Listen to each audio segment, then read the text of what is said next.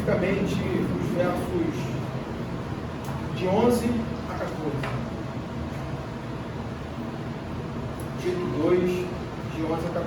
Diz assim a palavra do Senhor: porquanto a graça de Deus se manifestou salvadora a todos os homens, educando-nos para que, renegadas a impiedade e as paixões mundanas, vivamos no presente século sensata, justa e piedosamente, aguardando a bendita esperança e a manifestação da glória do nosso grande Deus e Salvador Jesus Cristo, o qual a si mesmo se deu por nós, a fim de remir-nos de toda iniquidade e purificar para si mesmo um povo exclusivamente seu, zeloso de boas obras.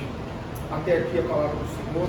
Irmãos, como já foi orado, o irmão Israel fez oração, nós vamos seguir aqui com a exposição do texto. Nós temos aqui diante de nós uma carta pastoral do apóstolo Paulo, endereçada a Tito, e consequentemente a igreja de Cristo em Creta, uma ilha ao sul da Grécia. E essa carta aqui, trazendo aí um panorama, né, bem breve, rápido, para a gente situar aí. Essa carta é riquíssima em ensinamentos práticos sobre a vida cristã, sobre a vida cristã sendo desenvolvida sob a luz da graça revelada ao seu povo, da graça de Deus manifestada ao seu povo, que basicamente a pessoa e a obra do Redentor, a pessoa e obra de Cristo Jesus realizada, manifestada em favor do seu povo. E o nosso foco aqui fica nesses versos de 11 a 14, onde Paulo ele apresenta essa graça maravilhosa, essa graça bendita em 3 tempos. E é basicamente sobre isso que nós vamos ver, vamos falar. Essa graça sendo manifestada no passado, no presente e no futuro. E apresenta isso como um quadro completo da perfeita obra redentora de Cristo em prol do seu povo, o nosso grande mediador. E o nosso objetivo aqui então é perceber que a revelação da graça de Deus inevitavelmente traz consigo exortações para que possamos viver piedosamente, traz exortações para uma vida piedosa, um viver digno da vocação e eleição em Cristo Jesus. Nós vamos ver basicamente isso. Então, com a sua Bíblia aberta, o verso 11 ele começa por ligar isso que ele já vem desenvolvendo aí dentro do capítulo 2. Ele começa por dizer basicamente isso. E aí é importante notar que na sessão anterior, Paulo ele vai estabelecer os fundamentos práticos da vida cristã em todos os aspectos e em todas as classes. Ele começa aí, se você voltar um pouquinho aí dentro desse mesmo capítulo, se você voltar um pouquinho, você vai ver Paulo trazendo esses fundamentos, estabelecendo os fundamentos da vida cristã na vida prática do povo de Deus em todas as áreas das suas vidas. Ele começa dando as instruções para os homens idosos, como eles devem ser sadios, como eles devem ser sóbrios, né? Ele passa aí pelas mulheres idosas, auxiliando as mais novas, instruindo, sendo padrão, né? Sendo mestras do bem, né? E aí ele passa pelas jovens recém-casadas, como elas devem se portar, como elas devem seguir o exemplo, como elas devem viver dignamente. Depois ele vai aos jovens e por último ele trata aí dos servos, daqueles que estão ligados aos seus patrões, aos seus senhores, como eles devem se portar dignamente, fielmente, como quem serve ao próprio Deus. Então ele está abordando aí basicamente isso, todas as classes, e em todos os aspectos de suas vidas eles estão vivendo uma vida diante da face de Deus. O que está aqui como um pano de fundo é basicamente isso, o fundamento é esse. Toda a vida cristã ela é desenvolvida diante da face do nosso Deus. Muitas pessoas têm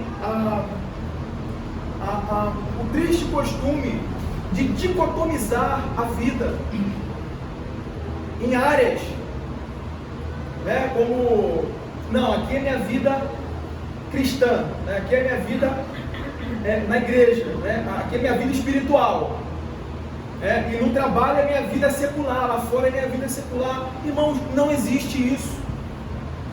Não existe essa dicotomia diante do propósito da criação e do propósito de Deus ao criar o homem, estabelecer com ele um relacionamento, em dar os mandatos criacionais ao homem, os mandatos espirituais, onde Deus se relaciona com o homem, e aonde, pelos mandatos sociais e cultural, o homem se relaciona com o próximo, com a criação, e com tudo que o Senhor colocou sob os seus cuidados. Então toda a vida cristã ela é desenvolvida diante da face de Deus, para a glória de Deus. Nós não podemos escapar disso, nós não podemos tentar dicotomizar isso. Então Paulo aqui está lançando esses fundamentos, mostrando basicamente essa realidade. E aí, quando Paulo ele introduz aqui no verso 11 a conjunção porquanto, que é um termo de interligação, não é? O que ele está fazendo aqui é basicamente isso, ligando aquilo que ele vai dizer, aquilo que ele vai trazer, com aquilo que ele já disse, com aquilo que ele já colocou. Então ele está ligando essas sentenças e essas sessões com assuntos relevantes e cruciais para a vida do povo de Deus, para a vida da igreja de Deus.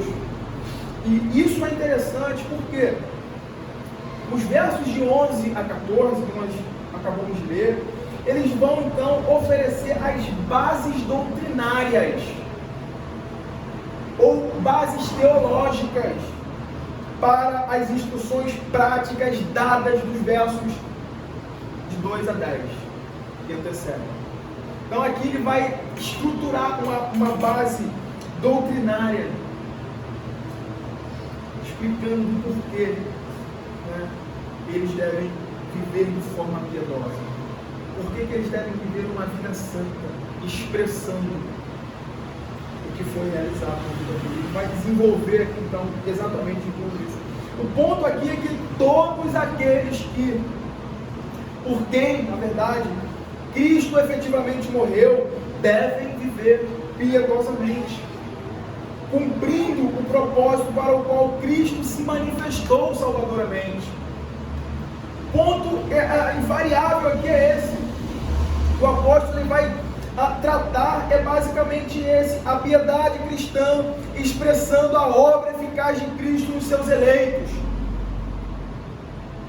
Essa obra eficaz, essa obra perfeita do Senhor na vida dos seus eleitos. Ou seja, não existe salvação.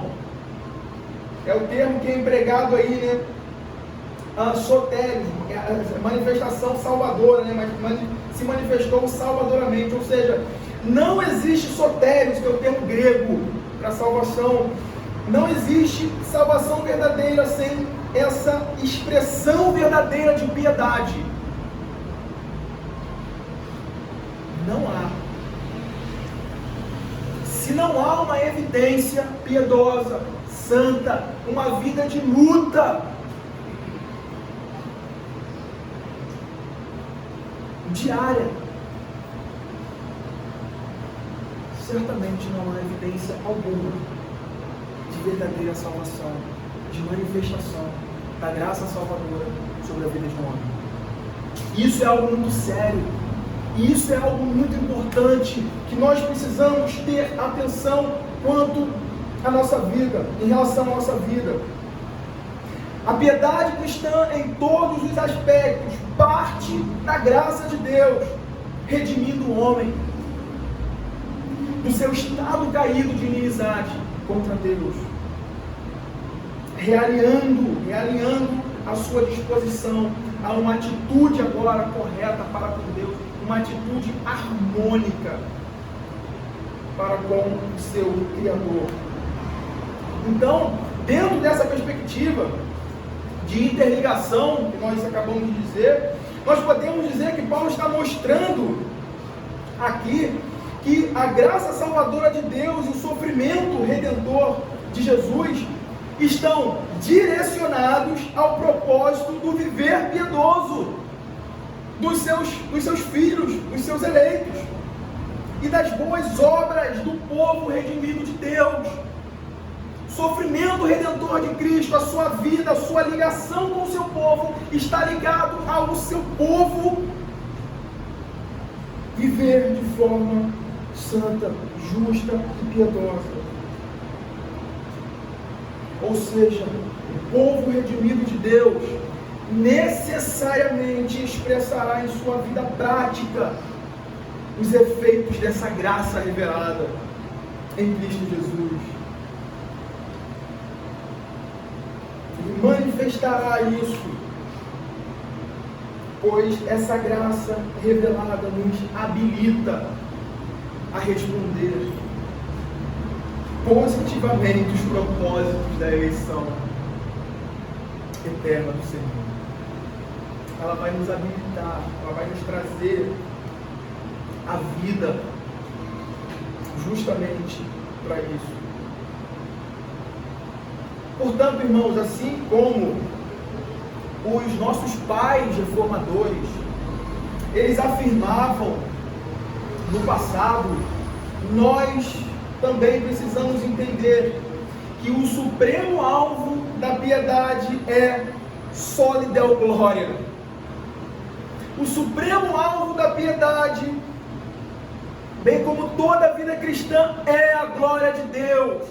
É uma vida vivida para a glória de Deus. Em nossa teologia, em nosso conhecimento de Deus, em nossa vida prática, em nosso trabalho, em nossos estudos, toda a nossa vida cristã deve estar direcionada para a glória de Deus, porque foi para isso que Cristo se manifestou, foi para isso que Cristo nos redimiu.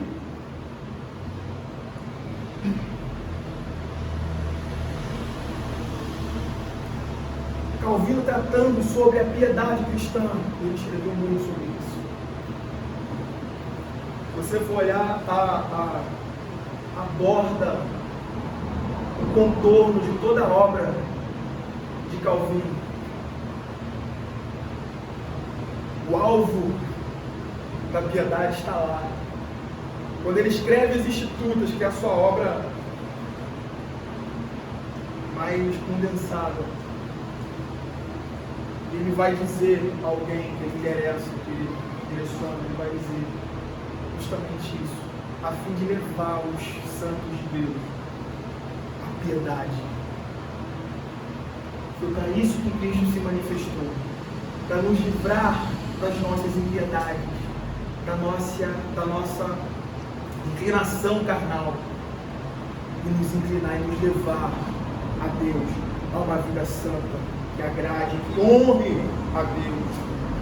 E é exatamente isso que nós vamos perceber aí nos versos anteriores. A vida cristã sendo desenvolvida em todos os aspectos, quer eclesiásticos, familiar, profissional, sob a luz do Evangelho, essa graça de Deus manifestada e revelada a nós.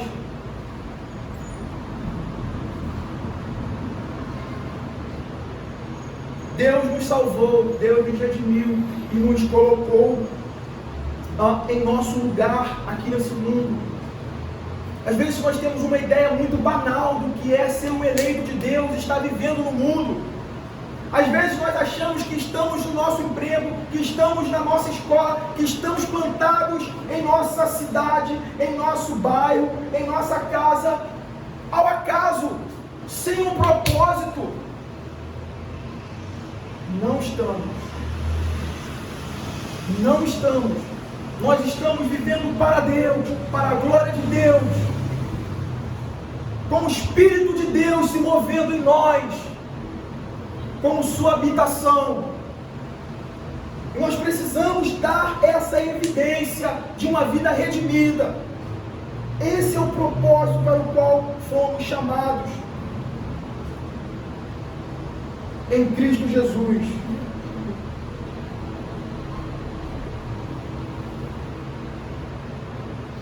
Interessante é que isso só é possível por causa da iniciativa graciosa de Deus em manifestar-se salvadoramente a nós. Esse é um aspecto que a gente precisa entender sobre piedade, para que a gente não distorça piedade como algo meritório. Veja como eu sou piedoso. Veja a minha obra de piedade. A piedade não é um mérito nosso. A piedade não é um mérito nosso. Ela parte da iniciativa graciosa de Deus. Só podemos ter uma vida santa por causa da epifania, ou da epifania, dessa manifestação que nós acabamos de ler, porquanto a graça de Deus se manifestou salvadora a todos os homens. Só podemos ter vida santa, vida piedosa, que agrade, que honre a Deus e que testifique do seu nome nessa terra, graças à manifestação da graça de Deus. E é sob a ótica de Cristo, que é a graça de Deus manifestada, e é a graça de Deus manifestada, que nossas vidas são reorientadas, reordenadas em cada aspecto para glorificar a Deus. A parte de Cristo não existe santificação, a parte de Cristo não existe vida piedosa. Pode existir qualquer coisa, mas não vida santa e piedosa que honre a Deus, que glorifica o nome do Senhor, porque é para isso que Cristo se manifestou. E a gente precisa entender essa realidade, porque o nosso coração ele tem a capacidade incrível de perverter até aquelas coisas mais puras, até as melhores e mais elevadas coisas, ao mal e ao pecado. Tem muitas teologias e tem muitos grupos na história da igreja que não entenderam isso, que perverteram essa realidade do que é piedade, de fato. Piedade não é você se isolar do mundo, como muitos grupos na história da igreja fizeram.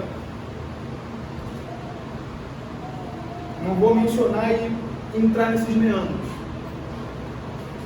Mas a piedade não é se isolar do mundo e viver enclausurado dentro de uma bolha, achando que ali você está glorificando a Deus.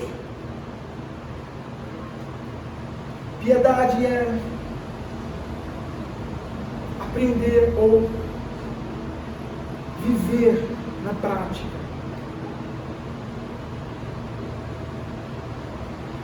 para aquilo que o Senhor Jesus nos chamou,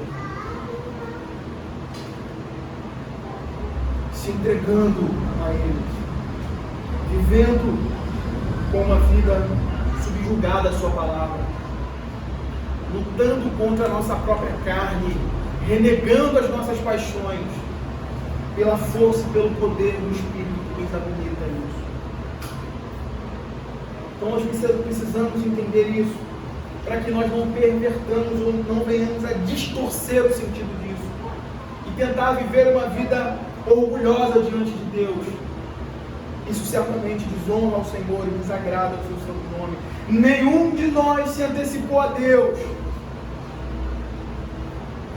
foi Deus quem veio a nós e quem manifestou sua graça a nós. Ninguém foi adiante de Deus sem que Ele mesmo não tivesse tomado essa iniciativa. Isso parte dessa iniciativa graciosa de Deus.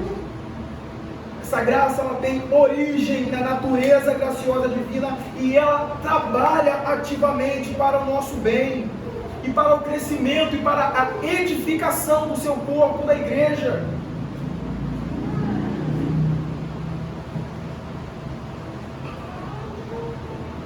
E aí, no final do verso 11, nós podemos ver essa extensão da graça de Deus sendo manifestada. Nós vamos ler aí o quanto a graça de Deus se manifestou salvadora a todos os homens. Nós precisamos entender aqui que essa epifania, que essa manifestação da graça não alcança a todos os homens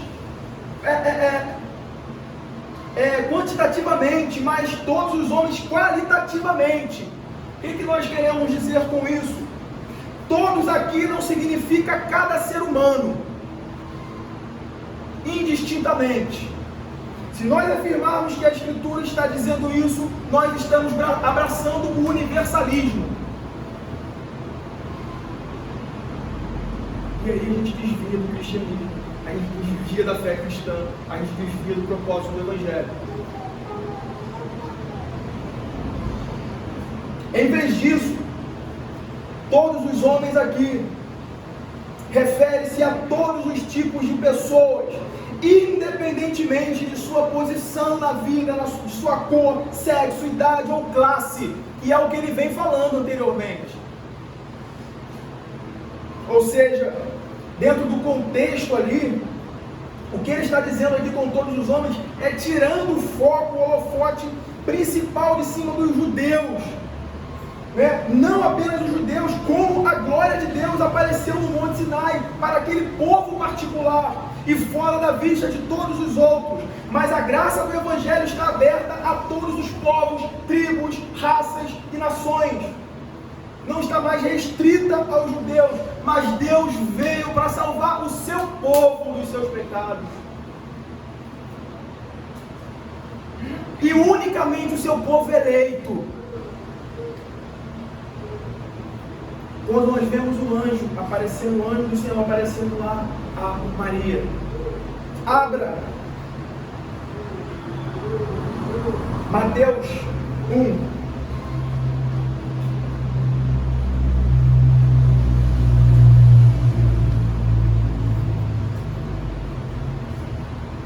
Mateus 1, 21. O texto vai dizer: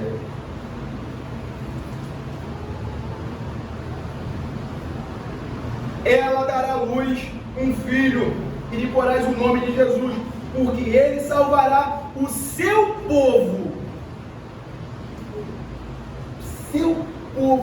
dos pecados deles. E Jesus, na oração sacerdotal, ele vai dizer: não rogo pelos do mundo,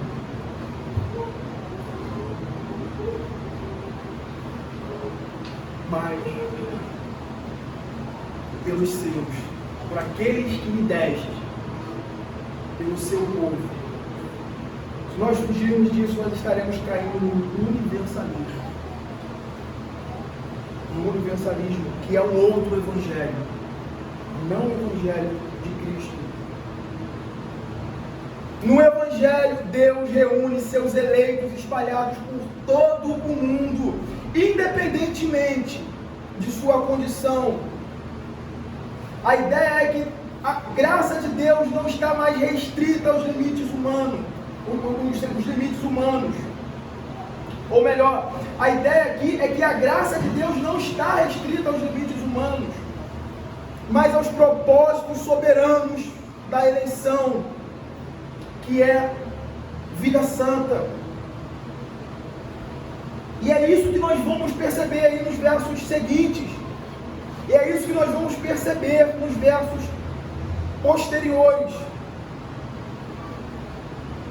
que vai do verso 12 ao verso 14, que vai então trabalhar dessa graça educadora, dessa graça pedagoga, que vai ensinar, que vai educar os filhos de Deus na justiça, que vai ensiná-los um modo de viver que agrada a Deus, diferente do mundo, que odeia a Deus, diferente dos réprobos, dos ímpios, que odeiam a Deus e não tem nada que interesse a eles em santidade, em vida piedosa. Aqui nós vamos ver como essa graça de Deus, ela não somente nos salva no passado, ela não somente nos abre as porteiras do reino dos céus e fala, agora vai, viva como quiser. Nós vamos ver como essa graça ela é ativa desde a eternidade a salvar, a redimir o seu povo no passado e a tratar o seu povo, a caminhar com o seu povo ativamente até a consumação de todas as coisas. No verso 12 nós vemos como Paulo descreve a graça que se revelou salvadoramente no passado, agora no presente educando o seu povo para renegar o mal, para abdicar do mal e abraçar o bem, a piedade, o que é bom, honesto, justo e agradável ao Senhor. O primeiro destaque de Paulo é que a graça nos educa mediante a forte disciplina de renegarmos a impiedade e as paixões mundanas. Trazendo a termos literais, trazendo aí a termos literais, que nós estamos lendo aí no versículo 12, educando-nos para que, renegadas a impiedade e as paixões mundanas, vivamos no presente século sensata, justa e piedosamente. Esse termo aí, educando, educar aí, ele é muito interessante. Se nós fôssemos literalmente trazer aqui, Paulo está dizendo que a graça revelada no Evangelho nos educa não apenas como um professor ensina a um aluno por meio de uma pedagogia informal, por meio de uma educação superficial ou sugestiva, que fala, siga esse caminho e está tudo certo, que dá sugestões, que indica, que aponta apenas. O termo aqui é muito mais abrangente, ele trabalha muito mais aqui a realidade da graça ativa na vida do povo de Deus. Mas como ele trabalha a ideia aqui como um pai que corrige o seu filho. Essa graça então ela vai exercer um propósito santificador sobre o povo de Deus por meio de forte disciplina. Por meio de forte disciplina para o nosso bem. Para o nosso bem. E nós podemos ver isso aí, a ideia desse ensino aqui, espalhada por toda a Bíblia, espalhada aí por toda a Escritura. Abra Hebreus 12. Hebreus 12.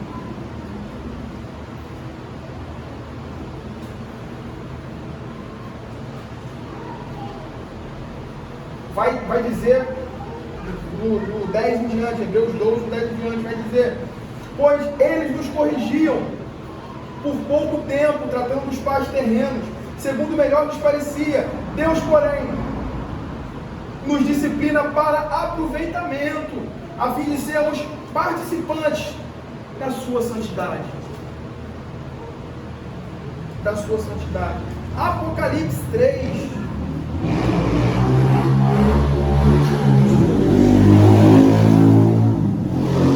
Apocalipse 3, 19.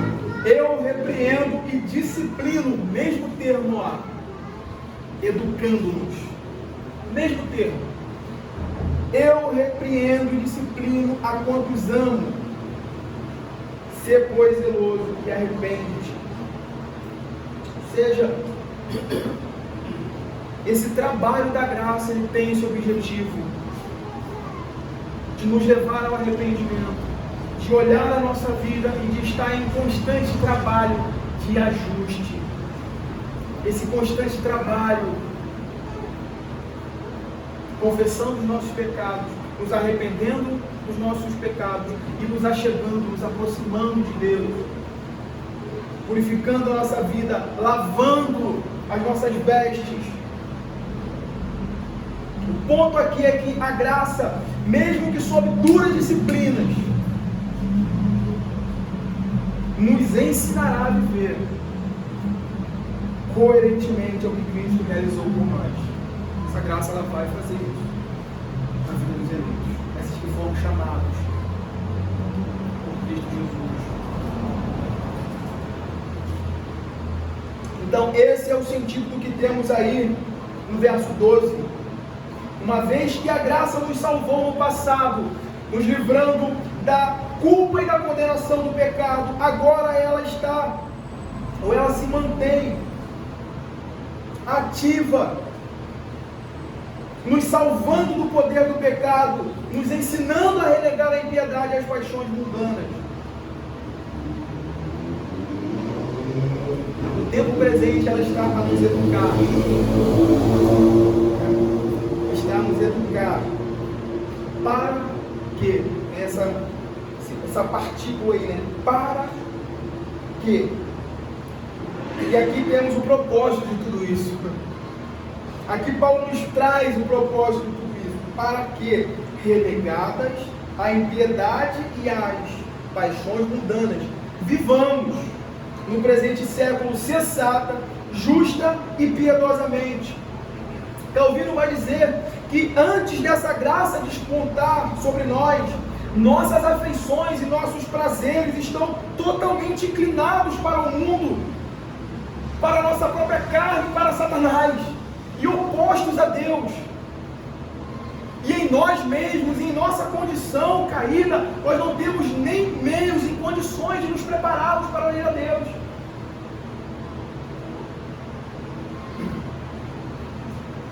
E esse é um ponto importante na nossa compreensão cristã de santificação, irmãos.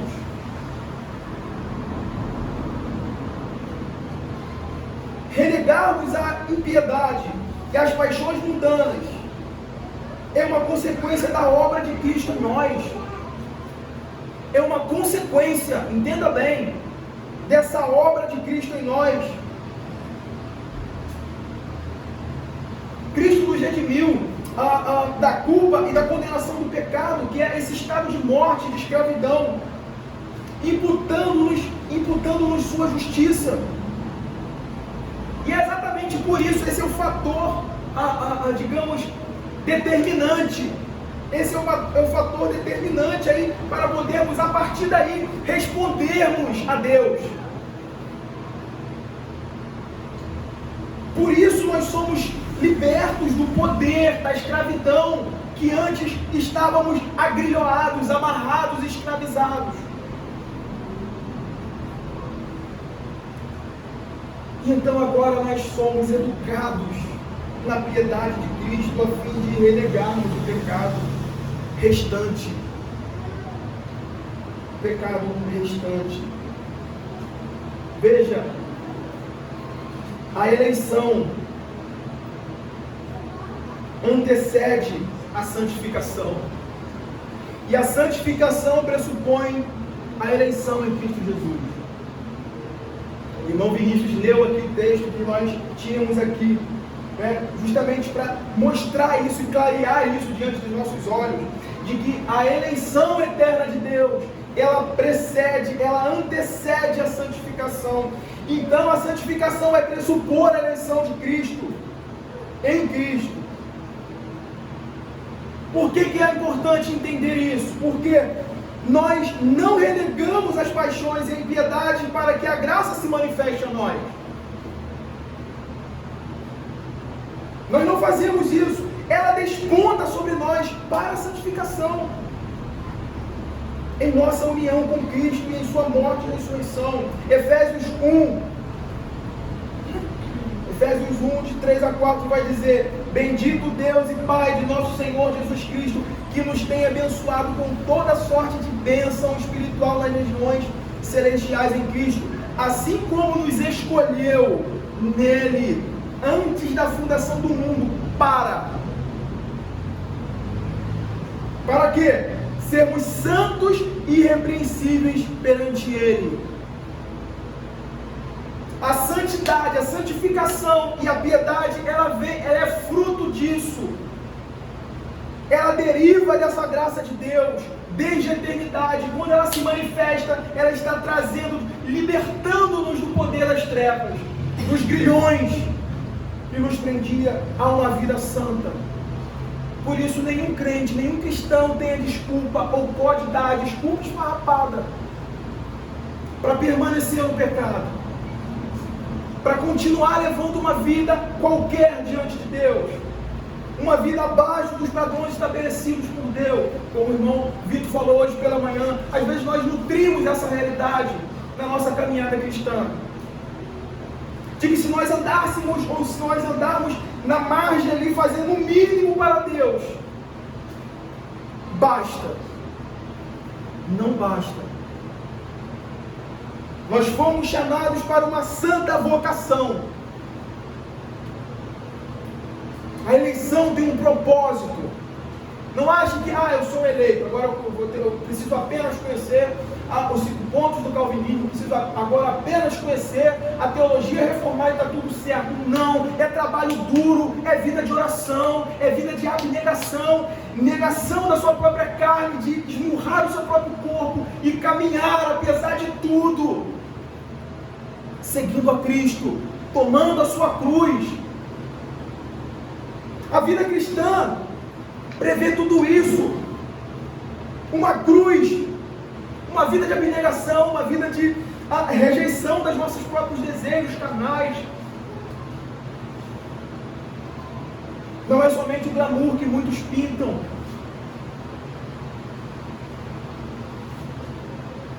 Embora nós tenhamos muitos regozijos, nós tenhamos deleites, gozos,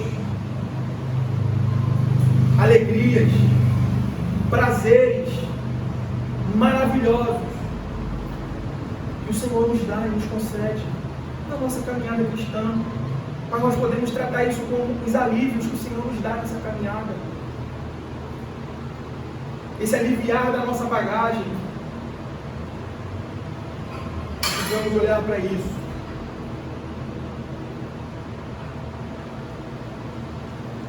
E então, depois dessa eleição em Cristo Jesus, desde antes da fundação do mundo, para que nós sejamos santos, então Cristo se manifesta. Então agora Cristo chama o seu povo pelo Evangelho e ele responde: sim, quanto amo a tua lei, é a minha meditação todo dia.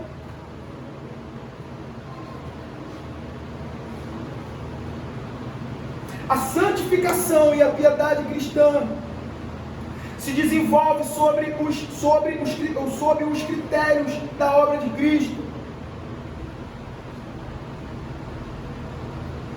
Ela cresce, ela se desenvolve sobre esses méritos da obra perfeita de Cristo. E é por isso que Paulo vai dizer, ou vai encorajar os cristãos em Filipos a desenvolver aquilo que eles receberam gratuitamente, graciosamente em Cristo Jesus, que é a salvação. Assim, pois, amados meus, como sempre obedeceis, não só na minha presença, porém muito mais agora na minha ausência, desenvolvei a vossa salvação com temor e tremor. Piedade. É quem entende a graça manifestada e agora está desenvolvendo com tremor e tremor aquilo que ele recebeu. Ele não fez nada para isso. Salvação é isso, tá? Não confunda. O ato, que é uma vez só, essa justificação, onde Cristo, ele acredita sobre nós a sua justiça, nos justificando com esse processo de toda a nossa vida, que nós vamos ver aqui, que nós participamos disso, que é a santificação e a piedade. Paulo acabou de dizer aqui, desenvolvei. Não está falando você se virar por seus próprios méritos e ser salvo. Ele não está falando salvação por obras aqui, por méritos. Ele está falando para um crente que recebeu graciosamente a salvação em Cristo agora viver com temor e tremor, desenvolvendo aquilo para o qual ele foi chamado, que é o quê? A santificação. Que é a santificação. O ponto aqui é que pelo poder de Cristo nós podemos agora justificar, ou melhor, nós podemos subjugar nossa carne, mortificar o pecado restante e crescer em santidade. Irmãos, sendo bem sinceros com vocês, não me respondam, não digam em voz alta, pense e reflita sobre isso. Quais pecados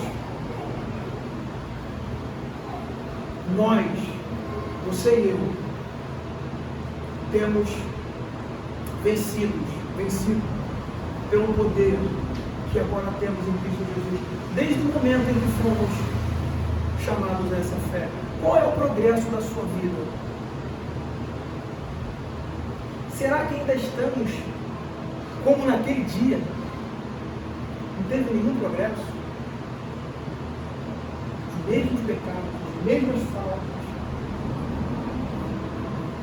Ou nós estamos amadurecendo, sendo aperfeiçoados, no poder e na graça que nós recebemos? Ou nós ainda continuamos como meninos, levados, impelidos por toda sorte de doutrina? Reflita sobre como está o seu progresso na vida cristã desde o dia em que você ouviu o Evangelho, ouviu a voz de Cristo no Evangelho. Se não há progresso, se não há crescimento, se não há luta e vitória contra o pecado, tem alguma coisa errada. Tem alguma coisa errada. Esse é o ponto que nós precisamos estar atentos todos os dias, todos os momentos. É por isso que nós somos chamados ao arrependimento todo dia, a confessar o nosso pecado diante de Deus, mas a olhar essas coisas que estamos caindo, abandonar e seguir.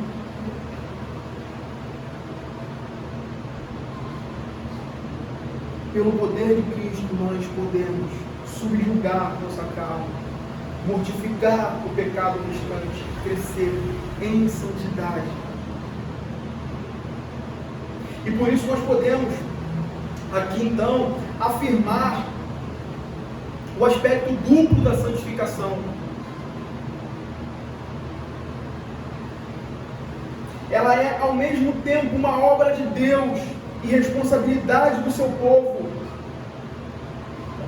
E a gente precisa entender isso, esse processo que inclui a piedade cristã, como que se alguém com uma mão estivesse segurando ou estivesse seguro em Cristo, não porque ele segurou em Cristo com seus méritos, mas porque Cristo o segurou firmemente.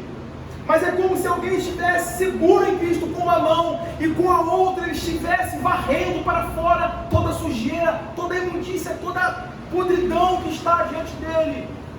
A vida cristã, ela se resume a isso. Pela pregação do Evangelho, pelo convívio na comunidade dos santos, que é a igreja de Cristo, que é a participação nos meios de graça. É onde somos aperfeiçoados. E estamos sempre nesse trabalho. Com uma mão, Cristo está nos segurando. E com a outra mão, nós estamos varrendo essa sujeira para fora. Pedro ele vai sintetizar isso de forma muito clara ao dizer, lá em 1 Pedro 1, de 13 a 16, por isso, cingindo o vosso entendimento, sede sóbrios, e esperai inteiramente esperar inteiramente na graça que vos está sendo trazida na revelação de Jesus Cristo, como filhos da obediência. Não vos amoldeis às paixões que tinhas anteriormente na vossa ignorância. Pelo contrário, segundo é santo aquele que vos chamou, tornai-vos, olha o termo aí, tornai-vos santos, também vós mesmos, em todo o vosso procedimento, porque escrito está, sede santo, porque eu sou santo. Santificação, irmãos, é exatamente isso, o processo pelo qual o Espírito está removendo a poluição do pecado do nosso coração. E ainda que esse processo, ainda que não seja removida totalmente aqui e agora, sempre estaremos nesse trabalho, sempre estaremos envolvidos nesse trabalho, atentos, sóbrios, vigilantes, renegando o mal e procurando viver de forma prudente, justa e piedosa. Irmãos, entenda isso. A verdadeira piedade é a beleza e o adorno dos crentes. É a beleza e o adorno dos filhos de Deus. E é por meio de uma vida piedosa que nós recomendamos a fé cristã ao mundo, enquanto aguardamos a manifestação final do nosso Salvador. É vivendo de tal forma que nós estamos recomendando a nossa fé, a fé cristã e o Evangelho.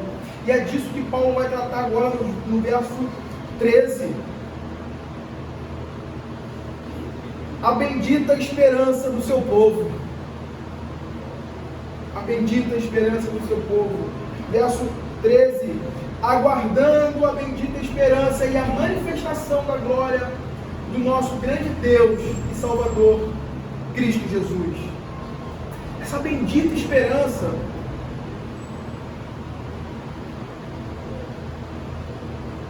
que temos, ela nos distingue de todos aqueles que não estão em Cristo. Essa bendita esperança vai nos distinguir.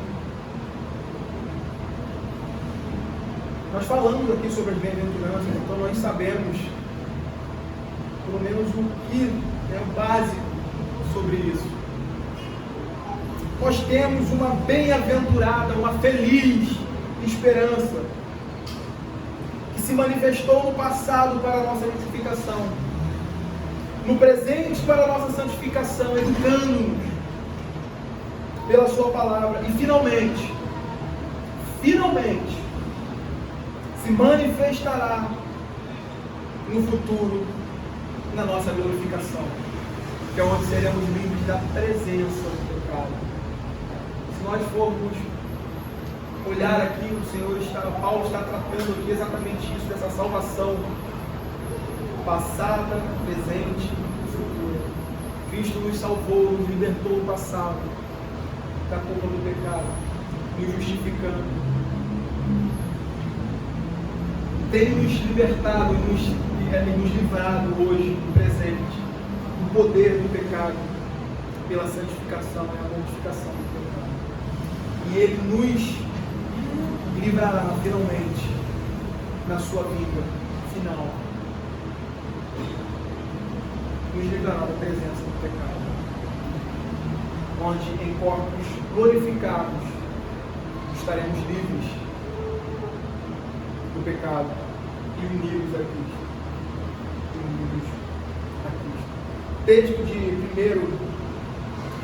Timóteo, primeira carta de Paulo a Timóteo 1, vai apontar exatamente para essa esperança nossa, que é Cristo. Que é Cristo Jesus, Ele vai dizer de 1 Timóteo 1, ele apresenta Cristo como nossa esperança. Paulo, apóstolo de Jesus Cristo, pelo mandato de Deus, nosso Salvador de Cristo Jesus, nossa esperança. Nossa esperança. Irmãos, a igreja de Cristo está alicerçada sobre essa esperança. e ela cumpre o seu papel aqui nesse mundo, vivendo como que nos preparativos para esse glorioso dia, para esse glorioso momento. Enquanto a igreja aguarda esse dia bendito, esse dia feliz para o povo de Deus, a igreja, o povo de Deus se santifica, como se ele estivesse às vésperas da sua volta, do seu retorno. É por isso que o povo de Deus, ele não cochila, ele não dormita, ele não vive de forma despreocupada com a sua vida, porque ele vive na expectativa, nessa viva esperança do seu Senhor. Toda a revelação aponta para esse momento, onde Cristo será unido finalmente ao seu povo, redimido pelo seu sangue. Todo o enredo das Escrituras, desde Gênesis, desde a criação, passando pela queda, redenção e consumação, aponta para isso. Até que Cristo pise todos os seus inimigos sob os seus pés e triunfe sobre a morte, o último inimigo, e entregue o reino ao Pai para que Ele seja tudo em todos. O seu povo aguardará piedosamente, vivendo sob as ordenanças do Senhor, santificando-se, relegando a piedade das paixões mundanas, que foi para o que Cristo nos chamou, para uma vida santa. É isso que a Escritura nos ensina. É isso basicamente que as Escrituras nos ensina. Lá em a primeira carta de Paulo aos Coríntios, não precisa abrir, versos de 21 a 28, nós vamos ver Paulo resumindo todo esse enredo e apontando para o fim, e apontando para o momento, que é o momento em que a igreja aguarda, que o povo de Deus aguarda ansiosamente, com gozo e com júbilo. Ele vai dizer: visto que a morte veio por meio de um homem, também por um homem veio a ressurreição dos mortos. Porque assim como em Adão todos morreram, assim também todos serão vivificados em Cristo, cada um, porém, por sua própria ordem. Cristo é primícia, depois os que são de Cristo na sua vida. E então virá o fim.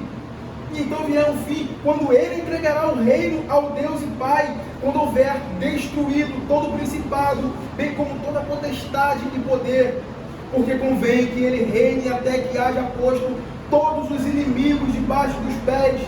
O último inimigo a ser destruído é a morte, porque todas as coisas sujeitou debaixo dos pés.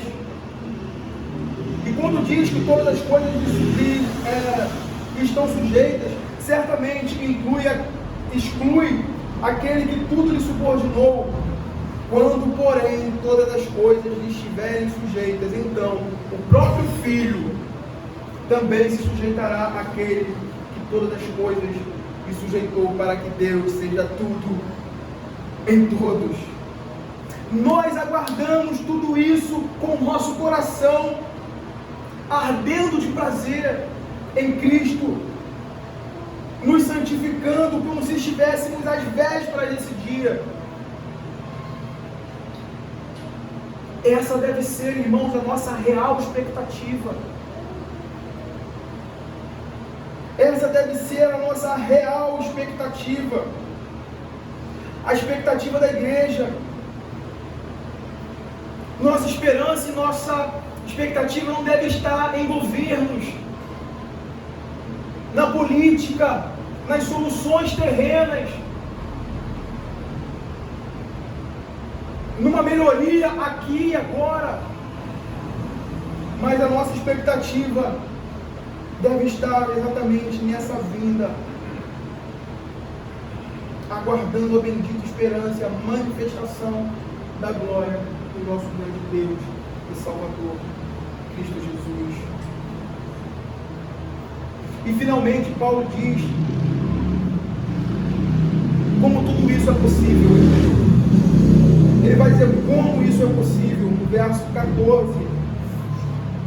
Veja, o qual a si mesmo, ligando aí, né, a nossa esperança que está no nosso grande Deus Salvador Jesus. Aí ele vai dizer, o qual a si mesmo se entregou por nós. E aí o propósito. Né? E aí o propósito. A fim de remir-nos de toda iniquidade e purificar para si mesmo um povo exclusivamente seu, zeloso de boas obras. E aí nós vemos essa parte final como essa graça sacrificial do nosso Senhor.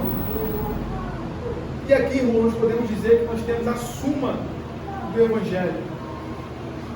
Esse verso aqui a gente trata como a suma do Evangelho na entrega sacrificial de Cristo, onde Paulo expressa dois propósitos da obra de Cristo na cruz. Ele vai falar remir-nos, primeiro propósito, remir-nos de toda iniquidade, e em seguida purificar para si mesmo um povo exclusivamente seu. Primeiro propósito aí diz respeito a cada eleito pessoalmente, ou seja, Cristo pagou o preço pelo pecado de cada um de nós, de cada eleito do seu povo, individualmente. E o segundo propósito tem como alvo a igreja, que é o ajuntamento de cada indivíduo purificado pelo sangue de Cristo. Não é? 1 de João vai dizer, se porém andarmos na luz como Ele está na luz, mantemos comunhão uns com os outros, e o sangue de Jesus, seu Filho, Filho de Deus, nos purificará de todo pecado. Esses textos nos ensinam como Cristo em sua mediação está pessoalmente envolvido com cada um eleito, com cada povo, dado pelo Pai a Ele, com cada um dado ao Pai a Ele, a fim de que pela obra de expiação eles sejam justificados diante de Deus e libertos do império das trevas, para que sejam santificados e por fim glorificados para a glória de Deus. E é interessante aí nós vermos, caminhando aí para o final, que a remissão do pecado, ou a remissão dos pecados e a purificação envolvem a propriedade exclusiva de Cristo sobre o seu povo, que consequentemente serão selados para o bem e serão consequentemente zelosos de boas obras. Para isso Cristo salvou, para isso Cristo nos chamou. Irmãos, aqui nós temos o núcleo da doutrina da expiação. Nós temos o núcleo dessa doutrina tão maravilhosa que é a doutrina da expiação. E essa doutrina vai nos ensinar que Cristo não morreu para nos tornar justificáveis, ou para possibilitar, melhor dizendo, a nossa salvação. Mas Ele morreu efetivamente para nos justificar, para nos salvar da ira de Deus e da condenação do pecado. O ponto aqui é esse, irmãos. Na cruz, Jesus morreu literalmente como nosso substituto, assumindo nosso lugar. Essa é a ideia de mediador. E é por isso que Ele fez perfeita expiação, porque Ele assumiu literalmente o nosso lugar. Lá Ele se tornou maldição em nosso lugar, que é o termo que é usado aí pelo apóstolo Paulo. Por nós, o qual se mesmo se entregou por nós, para que nós fôssemos feitos justos, redimidos da maldição da lei. Ele assumiu literalmente esse lugar. E por fim nós devemos saber que a definição de graça que Paulo dá aqui, que nós temos acesso aqui, de graça salvadora, não permite nenhuma sugestão de que Deus salvará alguém, para que então essa pessoa permaneça no seu pecado, escravo do mundo, da carne, de Satanás. Por isso que nós falamos no início, se não há uma evidência de santificação, de piedade, de vida e justiça, não há evidência nenhuma de salvação, de manifestação de graça. O resultado, esse é o ponto-chave aqui no final, para partirmos para a aplicação. Eu só tenho 19 ou 18 minutos. O resultado da obra de Cristo se mostra numa vida santa. Homens e mulheres santos, piedosos, renegando o mal e abraçando toda a boa obra. Como podemos então aplicar o ensino do Senhor por meio de Paulo aqui, sua palavra, né? Desses versos que nós acabamos de ver? Podemos dizer, primeiramente, né, que esse texto ele nos coloca diante de uma realidade que nenhum homem pode escapar. E a realidade é essa, que a salvação só é possível através da livre graça de Deus manifestada em Cristo Jesus. Não existe outro meio. Não existe outra forma pela qual o homem pode ser salvo, senão pelo manifestar da graça de Deus ao homem. Entretanto, ao mesmo tempo, nós precisamos entender isso, que nesse processo, homem nenhum participa. Na verdade, eu estava partindo para adiante, mas tem esse ponto antes, né? Nesse processo aí de salvação, homem nenhum participa. Por quê? Deus é soberano do início ao fim, na eleição e na salvação do seu povo. A salvação pertence ao Senhor. E Ele é soberano sobre os eleitos, sobre os réprobos. E Ele fez isso para a sua própria glória.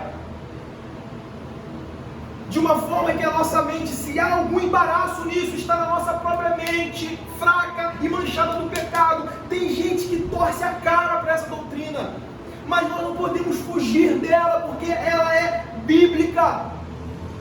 O Senhor amou um povo desde antes da fundação do mundo, e Cristo veio para salvar esse povo. A questão é olharmos para tudo isso e nos acolhermos diante da soberania de Deus e falar: Senhor, graças te damos, porque nós somos achados no meio desse povo. Porque se Deus fez isso, é porque a sabedoria e a bondade eterna de Deus nisso, nesses propósitos de Deus. Se há algum embaraço, está na nossa mente fraca, caída e manchada pelo pecado. Não nessa doutrina, porque é bíblica.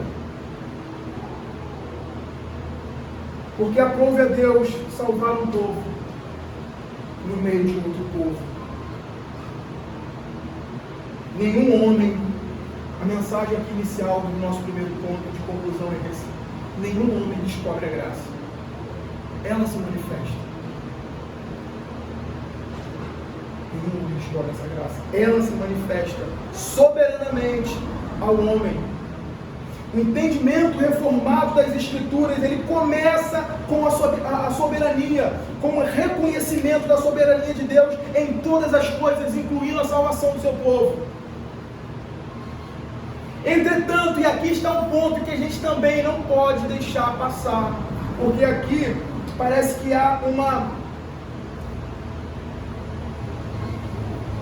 negação da outra parte, que também anda junto.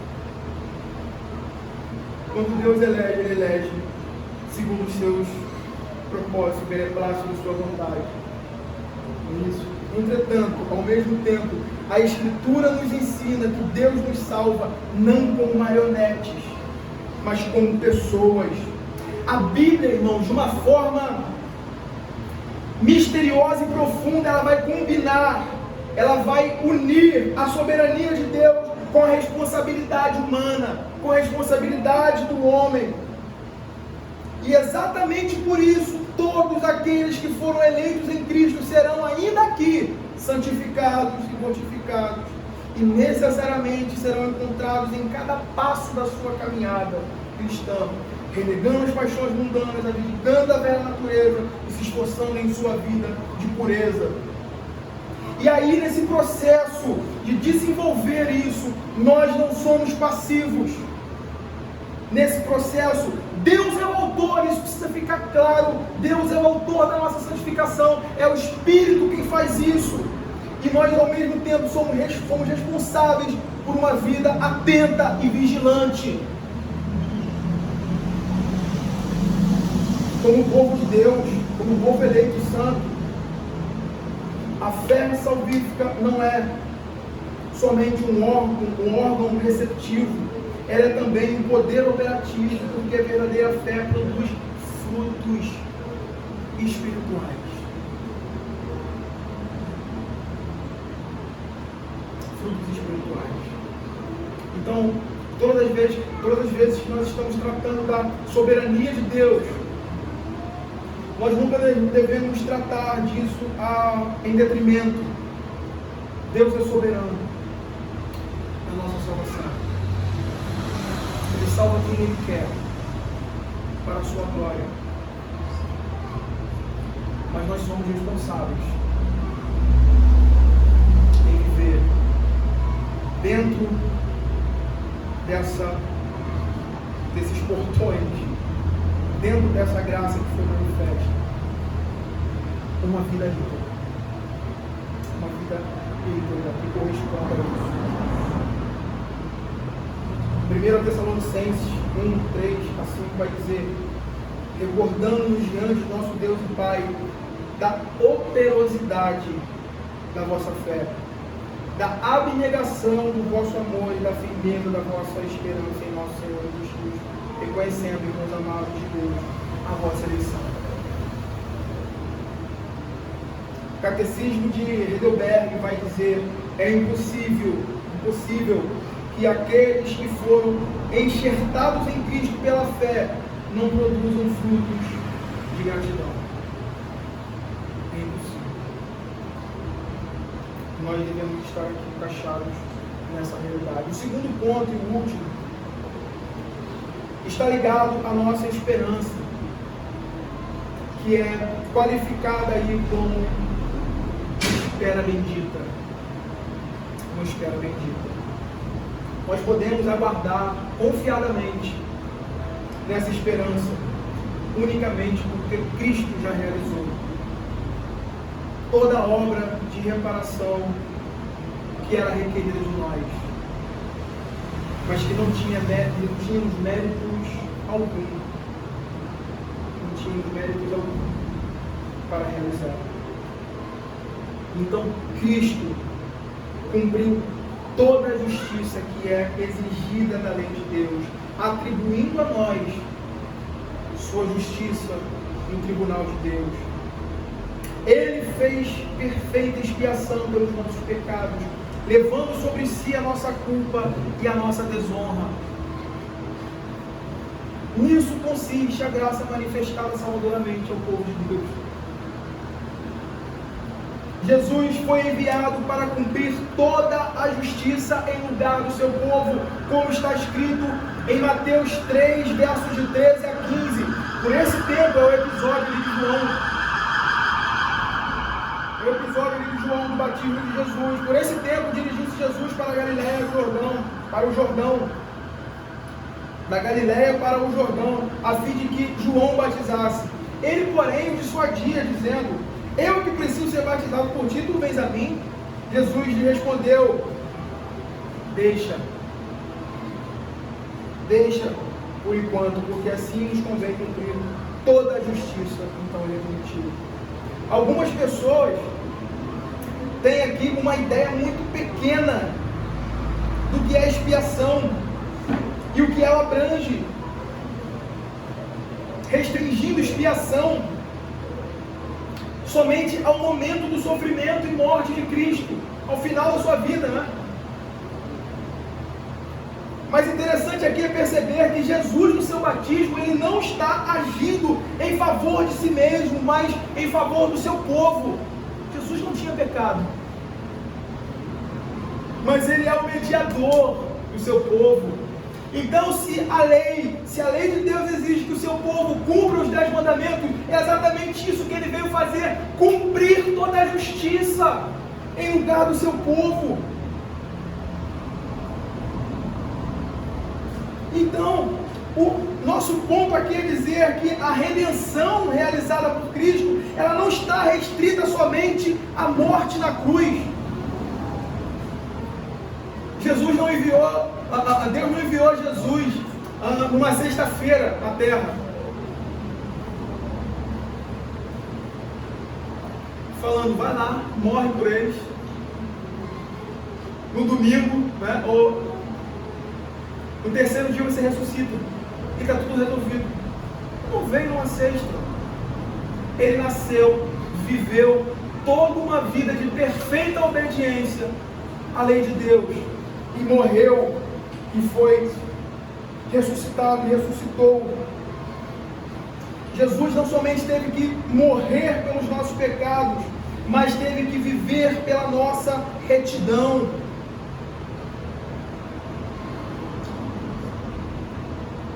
Ele viveu toda uma vida de retidão, cumprindo toda a justiça. Sproul, ele vai dizer uma coisa muito importante no que diz respeito a isso. Se tudo que Jesus tivesse feito fosse morrer por nossos pecados, isso removeria a nossa culpa e nos deixaria sem pecados diante de Deus, mas não justos. Seríamos inocentes, mas não justos, porque nós não fizemos nada para obedecer à lei de Deus, que é o que a retidão requer. E aí nós temos duas coisas muito importantes antes de finalizarmos, que é essa perfeita vida de Cristo, na sua obediência ativa e passiva, Cristo vivendo pela nossa retidão, e Cristo morrendo em nosso lugar.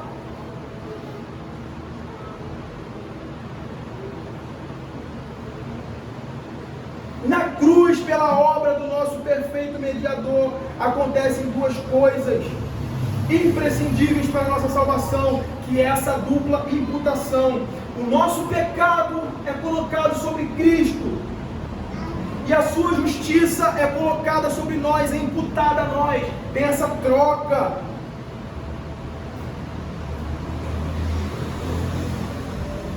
Os nossos pecados são acreditados a Ele, e Deus se mostra justo e justificador do seu povo,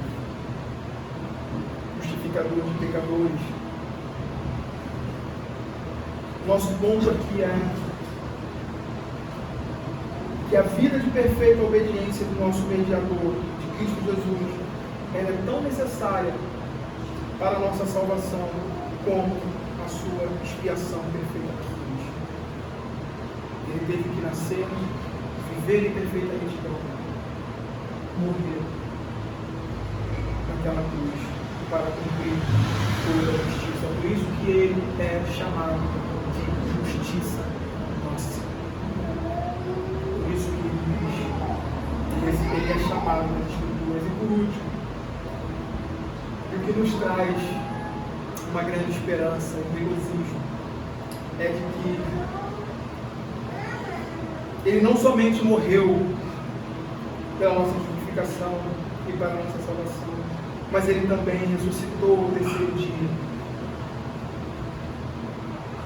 e subiu aos céus, de onde também virá para buscar o seu povo eleito, santificado.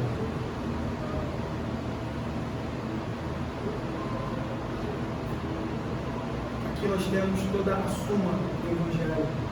Mas Deus, em Cristo Jesus, chama o seu povo, envia o seu Filho Jesus para que eles fossem salvos dos seus pecados por meio do mérito de Cristo. E o povo de Deus aqui na terra aguarda esse grande momento, com grande expectativa, com grande gozo e alegria, que que é a vida do nosso Senhor, que já venceu, que já triunfou sobre o reino das trevas e que virá finalmente nos levar para a morada celestial, livres da presença do pecado.